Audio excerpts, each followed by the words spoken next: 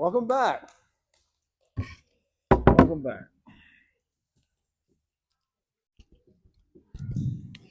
We have something to announce, and I don't. Everybody that hears me, hopefully, hear the sound of my voice. Next week, as you may know, is the 4th of July, and next Shabbat is the 4th of July. I'm told. I haven't really checked it out myself. Is that right? 4th of July. I generally do not try to encourage you to come on 4th of July to here to physically the location. I will be doing a teaching online for both sessions, the Torah portion and the Brit Hadashah, the Baruch haba b'Shem Adonai. So we're not going to have a meeting next week. In other words, don't come unless you want to just meet in the parking lot outside and enjoy a little time in the heat because it's going to be hot. I'll let everybody have their 4th of July with their families and whatever as they choose to do. But we will be back July 11th. Yes, I'll be on the website. I'll be on Facebook and then on YouTube. YouTube. The Bill Bullock Rabbi's Son YouTube channel. Okay. So next week. Okay, so now this week. I'm in one of my favorite parts of the New Testament, the New Covenant, renewed covenant, whatever you want to call it. I'm in one of my favorite parts. This is my rhythm. This is my frequency. We're talking about the upper room. We're talking about an intimate night with the Messiah. I mean, this is as intimate as it gets. John tells us the story in these unforgettable phrases and words that make you feel like you're there. I mean, because you are. John was there. He remembered. It changed his life. It changed everything about him. What happened that night, him leaning upon the breast of the Master, his hearing these words about loving one another. It became the mantra of John's life, that you will love one another as I have loved you, so you are to love one another. Things that happened in that upper room that night changed John, and therefore, because John wrote his gospel, his story, in 90-something AD, it changes us too every time we read it. So I hope you're enjoying this and will enjoy it. I'm going to spend some time in it. But last week I introduced it by saying, let us enjoy this experience. Let it change us by letting it hit our hearts, not our heads. Not trying to make doctrines and theology and theological ideas out of it.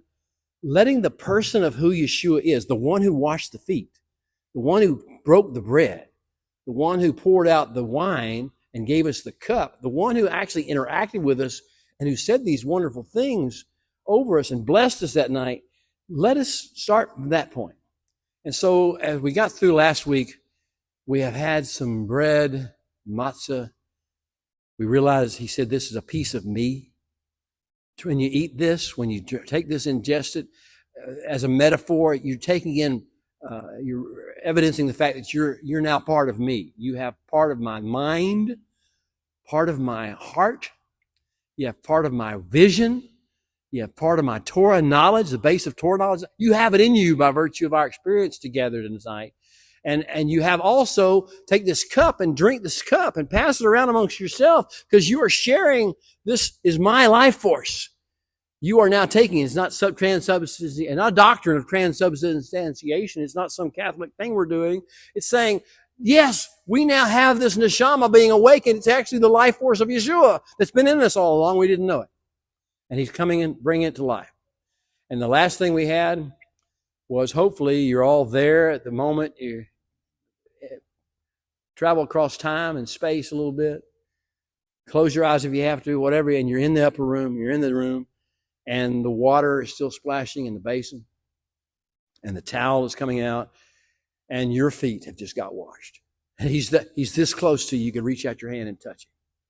And he's there and he's washing your dirty, slimy feet. And he's splashing the water on it. And he's letting the water glisten and run down. And you feel the warmth of his touch and the water's coolness. And you feel the cleanness you've never felt before. I talked in the first session about sometimes I go to court and I get slimed with all the stuff that's going on up there. And you just want to stand under the shower or a fire hose for an hour or two, just get completely washed off. But now I want to take you forward, fast forward to that moment when you sense to say, I'm clean. Have you ever felt clean? Have you ever felt clean of that slime? It's off of me now. I'm free of it. If you have, then you know what I'm talking about, and something inside of you is rising up at this very moment saying, yes, I've felt clean. I know what it feels to feel clean. Not to be burdened by all that garbage that the world's been throwing at me, and my flesh has been thrown at me, and the religions have been thrown at me, and the philosophies and the government's been throwing at me, and the entertainers have been throwing. I'm free of it for a moment. And that sense of being clean. I hope that's where we start. We want to start this process by feeling, understanding you have been made clean. And Peter said, hey, wash me all over, give me head to toe. He said, brother, the slime's all on your feet, man. Slime I'm dealing with is all on your feet. And so here we are. And now the question is, have you ever felt so clean? Have you ever felt so seen? It's one thing to believe stuff about God, or believe stuff about Jesus or Yeshua or whatever you want to call him. It's one stuff to believe stuff like that. It's something altogether different to have him inject himself into your life and wash you clean and see you for who you really are, and you feel seen for the first time maybe in your life. This is one thing they teach you in counseling, and even in secular counseling is, the person who you're talking to doesn't need to be talked at. You can't just talk at somebody and give them advice. You don't pour your opinions or your training into that person. They have to first feel seen. You see them for who they are, and you accept them for who they are. And you're willing to talk to them about who they are. This is the sense of what Yeshua does, how Yeshua does it, how he does his work. He says, first of all, I want you to know I see you, and I care about you, and I love you. And I want you to be clean, and I want you to be healed, and I want you to be restored. And if you walk with me, I'll do this. So we've never felt so clean as when he washed our feet. And metaphorically, through our meditations, he's washed our feet even this morning in this gathering. And now he's looking at us like, are you feeling seen yet? Where you are, sitting in your chair, walking along the road, or do you feel like I have seen you? You've been seen by the creator of the universe and by Messiah. Do you know like you've been seen? Do you feel like you're loved? I hate to keep telling stories. I know a man, okay? I know a man who never felt love when he was a child. Maybe the generation above just didn't know how to show it. Maybe it was alcohol. Whatever reason, I know a man who never felt love. And the first time this man ever felt love was in a 64 Chevrolet in the front seat after I tried to commit suicide and fortunately failed. And someone that I can't see stepped into the car and spoke over my life and said beautiful words and I knew I was seen by the Messiah himself. It was the time of the Jesus movement. I'd heard people talking about him, and I heard people singing about him, but I didn't know who he was. But that day, I felt seen and loved and known for the first time in my life. So here we are in the upper room, and we're all feeling that same feeling. Hopefully. We have to take a deep breath and shed some stuff sometimes. Let go of some of the pain and some of the offense and some of the doctrines and some of the stuff we've heard or learned, and just let him see us and love us and heal us and bless us. Now, this is important not just for us. It's important for us. As Mr. T used to say, I pity the fool. I pity the fool who doesn't get this and doesn't experience this, because they're just going to perpetuate the same old thing over and over again in life. I pity the fool. But if you understand that this is for a reason, a strategic reason, what he's doing and wants to do in you and me and us is not just so we'll feel better about life and feel love for the first time in our life and feel forgiven and feel healed and feel clean, because we're going to get dirty again tomorrow. We're going to get slimed as soon as we turn on the TV. But at least for a few months, it's not just so we can feel clean, it's so that we can change the world around us into feeling clean as well. We can pick up on what we've been given and give it to somebody else and introduce that same feeling to other people. So that's what we're going to talk about in the Upper Room Discourse. He's been giving us examples and models, and now hopefully everyone should feel it. And he's going to tell us that there are certain things that are going to happen. I kind of want to ask you, and I don't know what you're going to say. What do you think is the most important takeaway that you remember from the Upper Room Discourse? John 13, 14, 15, 16, 17. Somebody help me. So I don't know what you're going to say, and it doesn't really matter what you say. You're not right or wrong.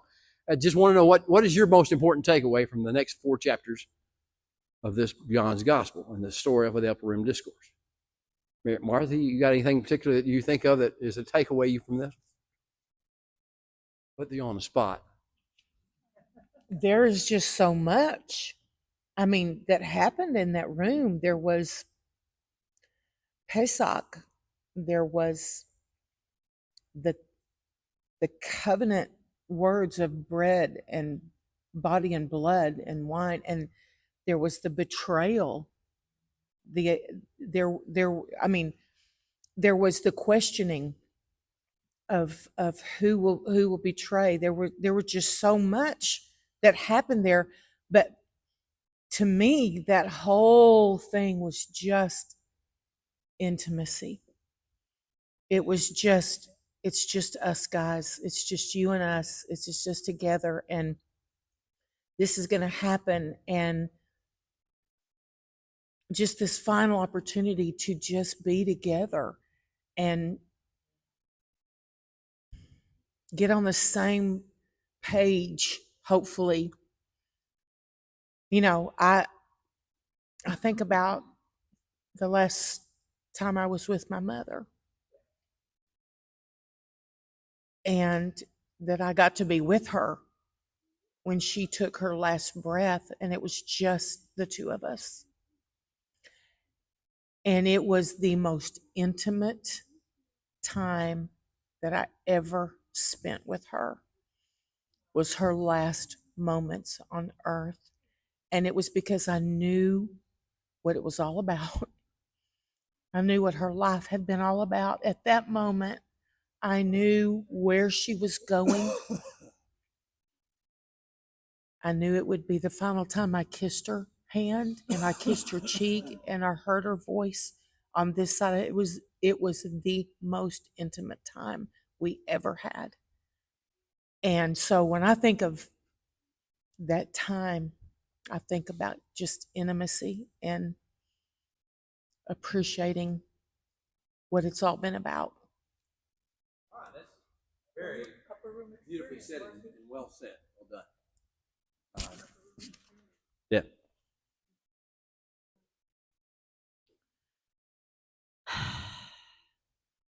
More than the specific words that he said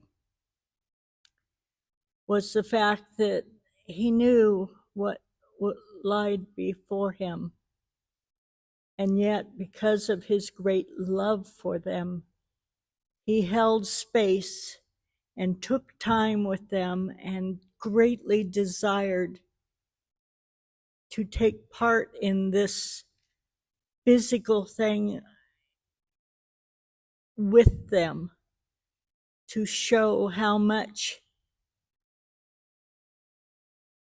he was investing of his own heart and life in them. The washing of the feet, the physical things of the earth, the breaking of bread, the taking of wine, the taking in to show how much he loved them, how much God loved them, how much he wanted to give them whatever strength they needed for what lied ahead, because he knew that they would be completely devastated and broken and not understand the full plan. And yet he knew it was going to be good. And this was such a critical thing for them. This bonding, this everything that he had poured into them. He wanted to cement that. And that's what he wants to give us. There are beautiful, well said too. There are three basic levels at which everything is going to take place. One of them, and it's all intimacy, all built on this intimacy realm. And I'm going to try to remember these three things in just a second, but I want to.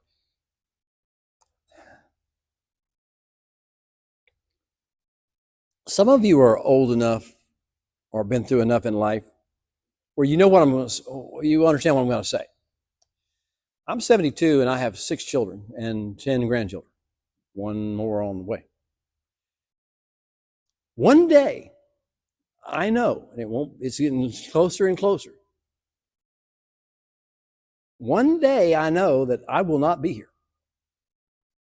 to guide them, to be their support, to be their papa, their bata.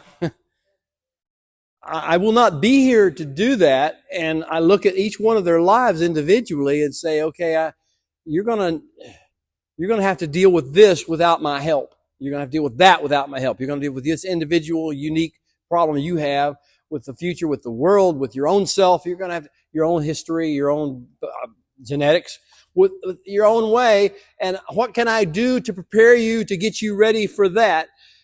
That is a big thing of mine now. And some of it started years ago when I started writing the Torah lessons. I didn't write these so that I'd get famous. I wrote these so my kids would have something to rely upon, some base to operate off of. So, if you understand what I'm saying there, you understand what Yeshua is doing in the upper room. He's looking at these men that are gathered around him, that he's just washed their feet one by one, and saying, you're going to have to do without me. Tonight's the night, last night. Tomorrow, when you wake up, I won't be among you anymore. By the end of the day tomorrow, I'll be somewhere you can't see. You can't go to. How do I prepare you? So the first thing is, first of all, I need to prepare for this night. This night, something's going to happen, and I need to prepare for that. I need to prepare myself for that and let you know what I'm doing before it happens. And secondly, I look at you 11 that are still left in this room, because one of them is going to leave. I'm going to look at you 11 and I know what's going to happen to you. I know what your future holds. I know how you're going to live. I know how you're going to suffer, and I know how you're going to die. I know how you're going to grow and how you're going to be challenged along the way.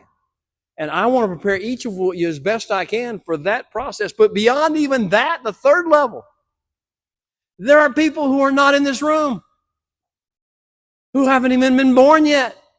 Generation after generation after generation after generation are going to be impacted by what happens in this room. Tonight, those who believe in the 11 here and what they do, and those who follow after them, then the ones who follow after them, and the ones who follow after them, and the ones who follow after them, and the ones who keep on going and doing, and generations and epochs and eons and eras of exile. All this process is going to be impacted by this. This is a significant night. And what happens here has to cover all three of those bases. What's going to happen tonight? What's going to happen to this people, this 11 people in this room after I'm gone? And what's going to happen in the world as a result of this being over with? So the one thing that sticks out to me, again, there is no right or wrong answer. The one about the discourse part, he's given us the examples, the models of the bread, the wine, and the basin. He's not going to talk words. He's going to use words. The rest of what he's going to do is words. And the most significant among all the many significant things he's going to say is a new English words again. A new commandment I'm going to give you. Now, if you want to get Hebrew, you're not going to think about it as some kind of new commandment. You're going to think about it as something that is empowered and awakened and refreshed. It's been there all along. It's been dormant. It's been kind of like the neshama stuck in the back room. We've been told to love in ways that the world does not understand back from the time of Leviticus, and love our neighbor and love the foreigner and the stranger and the poor and the widow and the fatherless, and to love even the enemies. We've been told to love all these different people. We have been shoving it back, saying that's secondary. We follow all the rules first. I'm going to bring this to the forefront. A new commandment? No, not really. An awakened, refreshing purpose for why you really exist. That's what we're going to. He says, I want to give you this, quote, new commandment. And what is that new commandment? To love one another. It's interesting. He's going to give it to the people in the room, the 11 in the room, and those who will come after them, and the ones who will come after them. To love one another as I have loved you. Now, it's interesting because in the Hebrew, if you talk about the love your neighbor as yourself, as it reads in English from Leviticus 19, literally it means love your neighbor as you or yourself are loved. So he's just saying the same thing that was said in Leviticus, but he's saying it in particular relationship to the beloved, the ones who are called and chosen to be his disciples. He says, the upshot of everything is to love one another as I have loved you. And that's a significant level of love. That's a bar, a standard way above the normal way of love. I said, where I see you, but I still love you. Where I understand your faults and your failures, but I still love you. And not only just I feel good about you, I'm going to pour myself into you until I heal you of all those broken things. That's how much love he has. Now, this level of loving one another, and this is number one. He says, by this will all men know you are my disciple. This is the key. If you don't have this, there's no way they're going to know. And maybe you won't even be my disciples. If you are my disciples, you'll be known by a standard of love that is so much higher than the world can even understand, that they will be in awe and amazement at the love that you have for one another. Not how much doctrine you know, not how well you can speak Hebrew or Greek or English, not how wonderfully you serve in soup kitchens, not how much you attend churches or synagogues or other fellowships. The issue is, let's get down to it, right down to it. Do you love one another with a love that will not cease no matter what happens, no matter what is done to you? And will you keep pouring yourself into that person until the healing takes place, and even beyond that? He says, this is to me the high point. And he says, I'm going to give you, part A, component one is, it's going to be challenged this very night. Because you see, one of you in this room, not this room, that room, one of you in that room is going to betray me tonight. Love him anyway. Don't take offense on my part. I'm not even going to tell you who it is because you'll get mad. I want you to understand that loving is going to require you to love people who betray me and betray you. Okay. But that's not all. He says, and tonight, very shortly, in just a few hours, one of you is going to deny me and even knowing me 3 times. A little bit of pressure, a little bit of fear, a little bit of disorientation, and he's suddenly the one who said, I'll die for you, I'll go to my death for you. In this very room said that, is going to deny me 3 times. Love him anyway. Love him more on account of it. He doesn't need your condemnation, he needs your love. Now, this is the significant part of the first part. He says, I want to tell you, you are to love your neighbor, your fellow believer, fellow follower of Yeshua, and you are to love him no matter what, and you love him if he betrays, and you are to love him if he denies. And though he do it 3 times, and curses when he does the last one. Now, I know this is like, oh, he's pretty serious about trying to prepare the next generation for actually having impact in the world. Because this is what has impact, not a bunch of knowledge and a bunch of information, a bunch of doctrines, a bunch of sacraments. What has impact is showing the love of God for human beings through actually living it out in real time. So he's going to do that. And he's going to say, love one another and serve one another. And he's going to talk about this whole idea of kingdom leadership. It's actually just discipleship. It's how to make heaven come to earth, on earth as is in heaven, your kingdom come, on earth as it. How to make it happen requires you to serve, be servants. Not to lord it over people, but to serve people. So that's why he washed their feet. That's why he gave them the bread, didn't say, y'all pass out bread amongst yourselves. He broke the bread, he blessed the bread, he gave the bread. He said, this is me. He gave the cup. He held the cup, he blessed the cup, he gave him the cup. He didn't let somebody else do it. Say, I'm too big for that. He said, no, you need to learn these lessons about serving one another. That's how the kingdom comes to earth. It's through servanthood. So A number one is you should be known by your love. And second of all is only thing ever oils the grease of the kingdom is service. Not condemnation, not judgment, not criticism, not political theory, not political commentary, not religious theory or doctrine or debate. None of that stuff will grease the skids of the kingdom. What greases the skids of the kingdom is service out of love.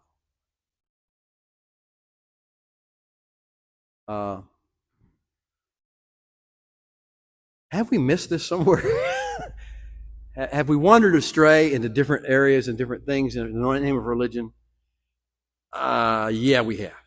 But it's time to come back to the reality, the real aspect of what we're supposed to be doing on earth. And this is what the idea of us reading through the Sermon on the Mount, the Upper Room Discourse, is designed to do. So let's pray our prayer, if you would. I like to bow, but you can bow if you want to. Leave your eyes open if you want to. I don't care how you pray, but pray. We'll pray his prayer from chapter 17. Father, the hour has come, so glorify your Son, that your Son may also glorify you. And may we all in this room become one in spirit, united in him and in his will and his ways, and his personality. And may the love with which you loved him be in us and operate in us. And may you be seen and known through us by that love as you are seen and known through him. Amen. So, part one. Part one started with the examples and the models, and now talked about loving one another. Even if someone betrays us, or him, even if someone's doing it wrong, even if somebody's doctrine's messed up, even if somebody's orthodoxy or their pronunciations are incorrect, even if somebody's got a foul mouth, I'm not encouraging it, not suggesting it's a great idea. I'm just saying, get over ourselves and understand that he sees them as needing to have their feet washed is what they need. Maybe their mouth washed out with soap, but that's another story for another day. Love one another as I have loved you. And this is a critical part of the calling. So critical that the calling means nothing without it. Cannot accomplish anything without it. So that's part one. Part two. Part two is Messiah looks at his disciples. What exactly he saw, we're not told. I mean, I have a suspicion, I suspect that when he looked at Kepha, looked at Peter, he saw him upside down on a cross dying a few years later. I think he saw him probably at the beach going a fishing a few weeks later. And then later on being crucified upside down for his testimony. I think he looked at John, who leaned on his breast that night, and I suspect he saw John on the Isle of Patmos, an old man. Some thought he was crazy. Most thought he was nuts. Couldn't stop talking about loving one another. Brother, my little children, love one another. Couldn't stop repeating the things he had heard in the upper room over and over and over again. John. Yeah. I think he saw that John getting old and dying up there on that island. I think he saw each one of them one by one in the stories of how they're going to die. And it's like, how can I prepare you for what's about to come? I have to give you something. I have to promise you something and then follow up and give you something. And what will I give you? He says in chapter 14, which is where this second part begins. He starts out by saying famous words, let not your heart be troubled. You believe in God. I don't know if you do King James. You believe in God, you believe also in me. If we're not so, in my Father's house are many mansions. Now, are many rooms or many mansions or whatever. Now, we all think we have a theology of this, and we think he's talking about heaven in general, right? I mean, we don't really know what he's talking about. In my Father's house are many rooms. What is his Father's house? He told you what his Father's house is. We've been talking about his Father's house for a long time. You have made my Father's house a den of thieves. He's talking about the tabernacle, the temple. He's talking about the 3 chambers of the temple. He's talking about the rooms in the temple. And what is he talking about that for? Because that's going to go away in a few years. They're going to be in 40 years. It'll be gone, be destroyed. The one on earth will. But the pattern after which it was patterned was made, it will never go away. That's the pattern that is in the heavenlies. That is the throne room and the outer court and the inner sanctum of the tabernacle, where you are seated with him in heaven. He says, I'm going to give you a seat in the heavenly places. In my Father's house, you will have what Paul's going to talk to you about later, about being seated with Messiah Yeshua in the heavenly places. I'm going to give you the promise of that seat right now. And you will live there. You'll have dual citizenship there and here. How are we doing on that? And this is the key to success and surviving the trials and tribulations of this world, is knowing we have dual citizenship. And right now, in our meditations and in our prayers, we can actually ascend. Though our body stays on earth, our spirit can ascend to be in that heavenly place and receive that cleansing and purification and empowerment of the holy place. Otherwise, it means nothing to be seated with Messiah Yeshua in heavenly places. We have to receive what's in the heavenly places to bring it down to earth. He says, I'm going to give you this promise of seat in the heavenly places. Dual citizenship in the heavenlies and on earth. You will not physically leave here. You will have in the heavenlies. What do we get in this seat? What are the benefits of having this seat in the heavenlies? This is important because most people never figure this out. They think we're just in a religion and we just have to believe certain doctrines and do certain disciplines and it's all over with. He says, you're missing the big point. I'm going to be in constant communion and fellowship with you, but you've got to come into the heavenlies with me. Come into the heavenlies with me, and then you can get fellowship with me. And that fellowship with me on a day-by-day basis, morning by morning, lifetime by lifetime, period of life by period of life, moed by moed, festival by festival, all those conversations we will have will be what empowers you to do the things on earth you have to do. It's not a belief system. It's not a doctrinal system. It's my fellowship with you. The second thing beyond the fellowship is courtiership.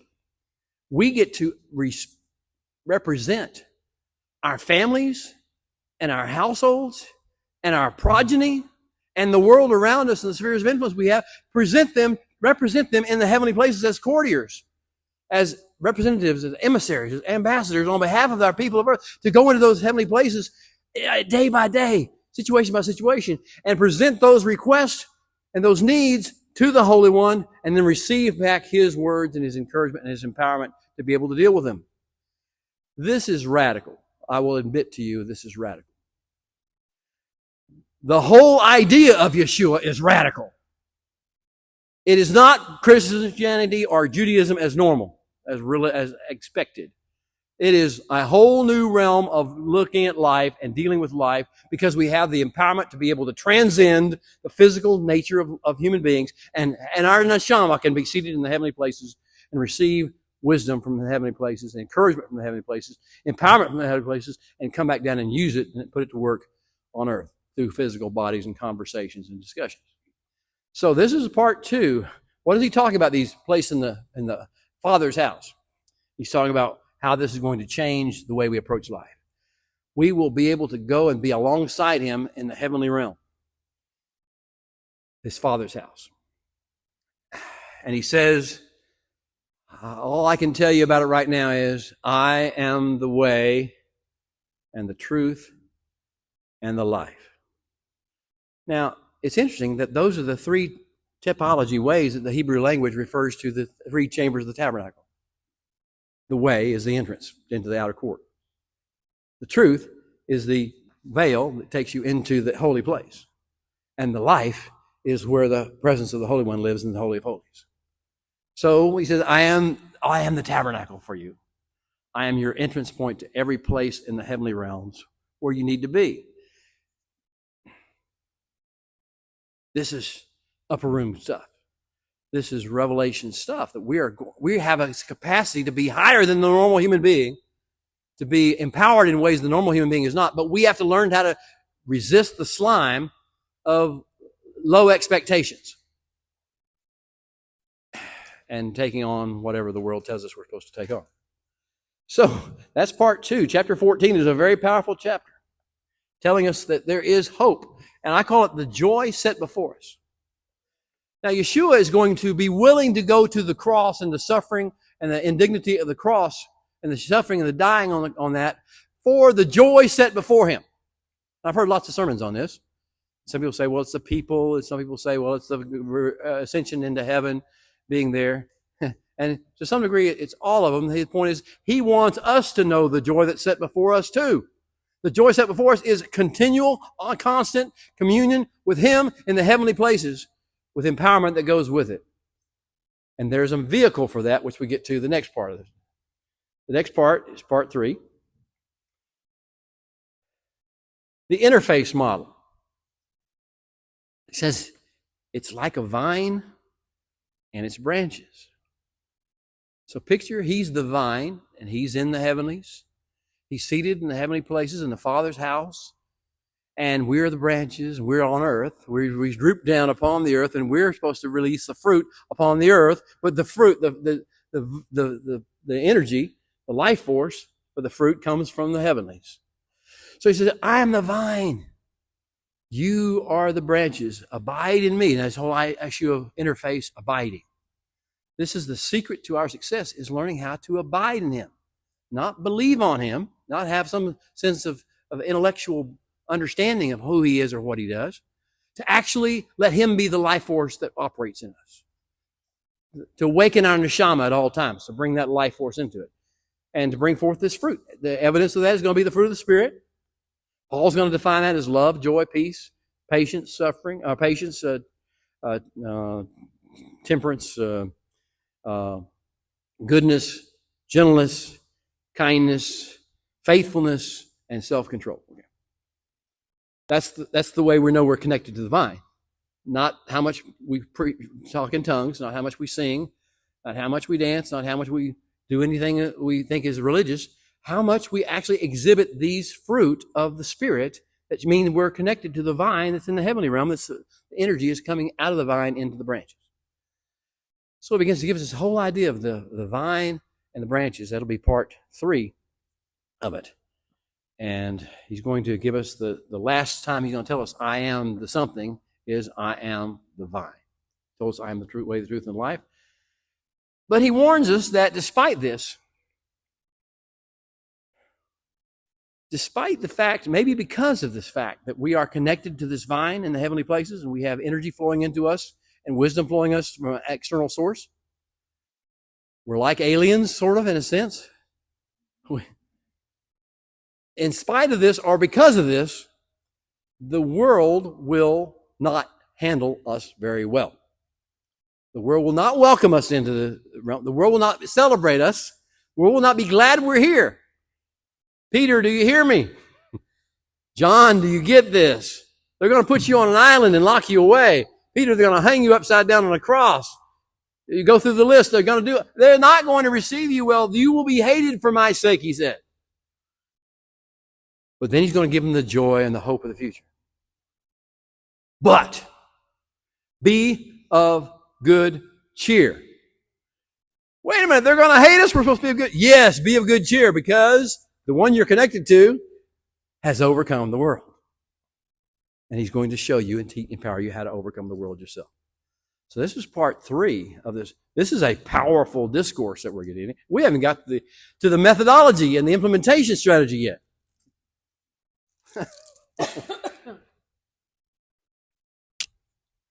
I'm just being blown away by the new way of looking at these things. Without the impartation that he gave in the upper room, what would the world have now? What if Peter had gone out and hung himself? What if the sons of thunder would have joined the rebel Zionists and started burning down people's houses? What if John had said, I have lost my purpose in living. Maybe I should just eat, drink, and be merry, or go hide out in my room and die? What would the world have? You know, and you made me look at the Gospels in a whole new light too. Matthew told everything from the viewpoint of Judaism. And Mark was telling like a history book that he read. Kind of. I mean, he did know. Yeah. And Luke was telling the facts from the point of a doctor and telling about the miracles and what he thought was important. Whereas John was, if it was in the court of law and he was telling about an accident where, like, the wife or the spouse in the car that was holding her husband's hand when he died.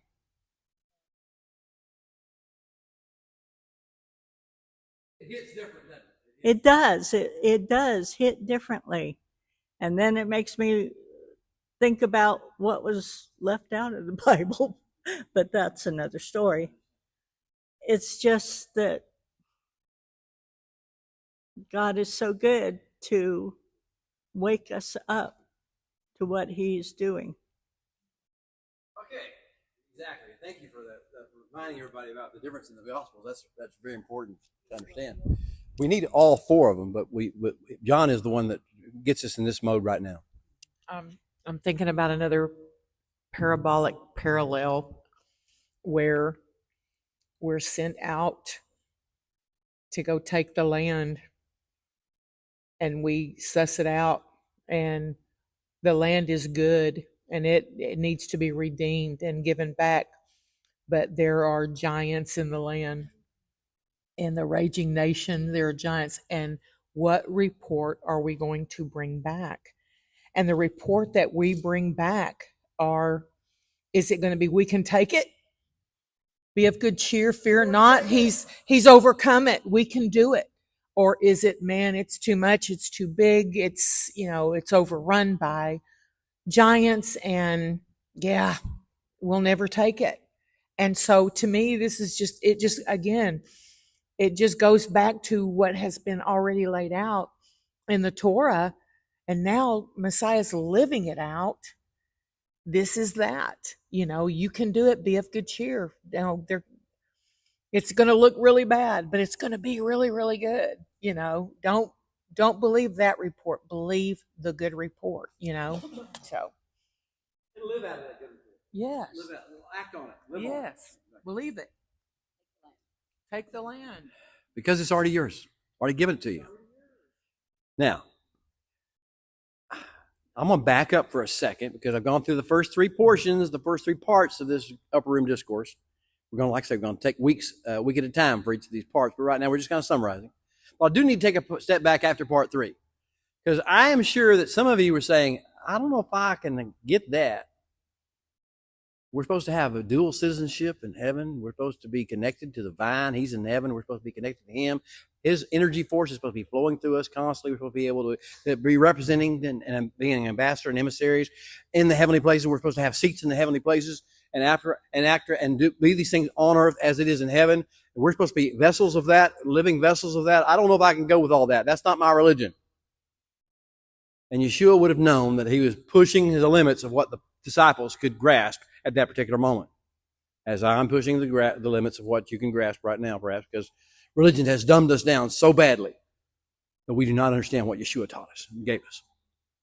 So I'm going to take a step back. What will he do then to help them to understand that you don't have to do this on your own? You don't have to take a giant leap to get from here to there. I'm going to provide you with the implementation methodology and the guide to get you there. So chapter 16 is an amazing chapter of implementation. He says, now what you don't know yet is I'm going to be gone tomorrow, but somebody else is coming. It is good for you that I'm going away.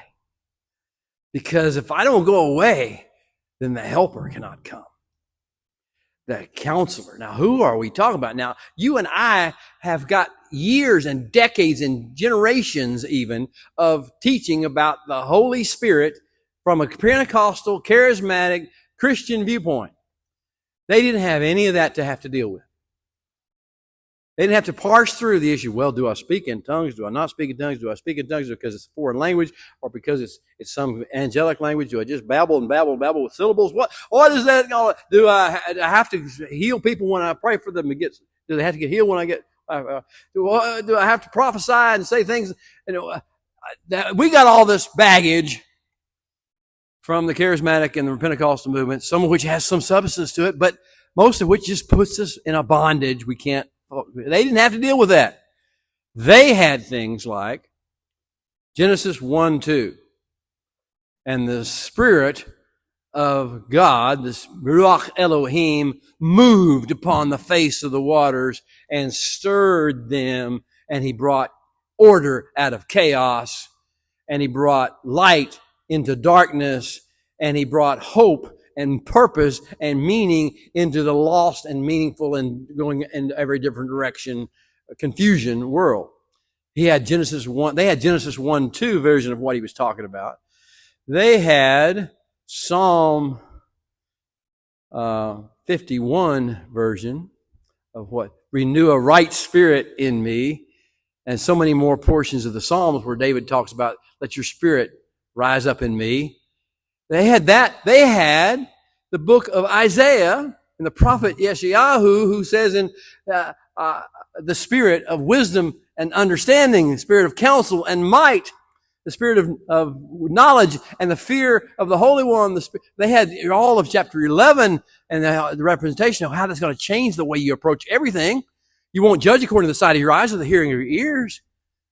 No, with the Spirit, you actually see things as they really are, and you judge according to the Holy One's viewpoint of what they are and where they need to go. That's 11. 61. Isaiah had 61. Isaiah 61. And the Spirit of the Sovereign Lord is upon me. They knew what this stuff was talking about. They didn't have to worry about charismatic theology. They knew this was talking about to proclaim liberty to the captives and to heal the sick and heal the brokenhearted and to give comfort and encouragement and all the blessings to the world. They had Jeremiah 31. I will send my Spirit and he will write my Torah in your hearts and every one of you will know me. You won't have to be taught about me or trained about me or learn up. You will all know me because I will be in you. That's Jeremiah 31. Ezekiel 36. I will sprinkle your heart. I will give you a new heart of tenderness as opposed to the hard heart of your flesh that comes out of religion. And that will be my Spirit will do this. And I will send my Spirit to raise up the dead, to raise up the broken, whited bones in the valley of dry bones. And I will put this together and raise it up as a mighty army that will change the world. They had that vision. So when he starts talking about this helper that's going to come, it's not some, well, what does that mean for my theological reason, my charismatic theology? No. It's like, this is what you've been promising all along. Well, I didn't mention Joel in chapter 2 of Joel. And so many more passages in the Tanakh that they knew about that most of us don't ever put together. But they knew that something was major going to happen. This was the implementation strategy, that this Spirit was going to come and this Spirit was going to indwell in us, and this Spirit was going to help us have this dual citizenship thing work. Because all we had to do was commune with the Spirit, and the Spirit was in the holy place, in the heavenly, in the Father's house. And the Spirit would guide us into all truth. And the Spirit, you see how the communication was going to take place. The medium is the Holy Spirit. It's the Ruach HaKodesh. This was designed. He said, I'm giving you this helper to take you, treat you all things, and remind you of all things, put you in remembrance of all things that I've taught you. Wow. So this is implementation strategy. It's pretty amazing. And he will always be with you in every place you go, in every moment you live, as opposed to me, who's only here in the upper room with you for a few hours tonight. He will always be with you. He will be present to be your advocate, to be your comforter, be your consolation, to be your counselor, to guide you, to comfort you, to also to go around you, in front of you, and convict the world before you get there, so that you're not dealing with just the hardness of their heart. You're dealing with something that's been prepared, ground that's been prepared for you before you get there. Is this good news or what? I wish we'd get this. I wish we'd finally get this as opposed to keep focusing on politics. Now you understand why I sit there and say, let's don't focus on politics. We got a message. We got a purpose. We got a calling, and we got the paraclete. Well, at any rate. So he gives us this encouraging reassurance and tells us this is the strategy. And then if that weren't enough, he does one more thing. As Columbus once said, just one more thing.